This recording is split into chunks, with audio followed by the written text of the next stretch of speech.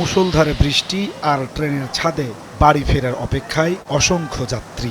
ঈদযাত্রার শেষ দিন উত্তরবঙ্গের প্রতিটি ট্রেনই ছিল উপচে পড়া ভিড়। ট্রেনের ভেতর জায়গা না পেয়ে খোলা ছাদে বৃষ্টিতে ভিজেই বাড়ির পথে যাত্রা করেন তারা।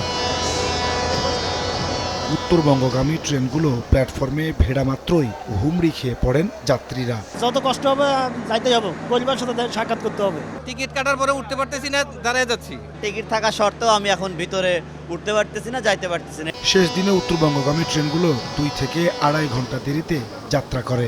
এতে প্ল্যাটফর্ম জুড়ে দেখা যায় অপেক্ষমান যাত্রীর দীর্ঘ সারি।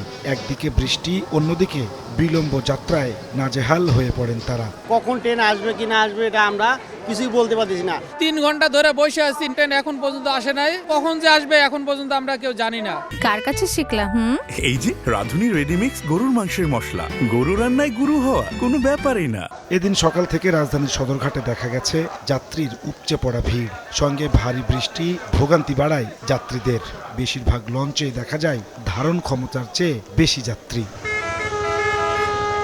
রাজধানীর বাস টার্মিনালগুলোতেও যাত্রীর চাপ দেখা গেছে সকাল থেকেই। যারা আগে টিকিট কেটে রাখেননি তারা পড়েন বেশি ভোগান্তিতে। এদিকে বাড়তি ভাড়ার অভিযোগ পেলে ব্যবস্থা নেওয়ার কথা জানিয়েছেন সড়ক পরিবহন ও সেতুমন্ত্রী।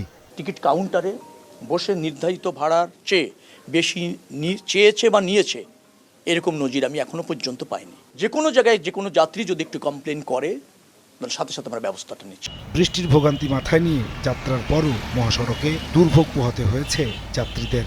গাড়ির চাপের কারণে বিভিন্ন জায়গায় সড়কে দেখা গেছে ধীর গতি।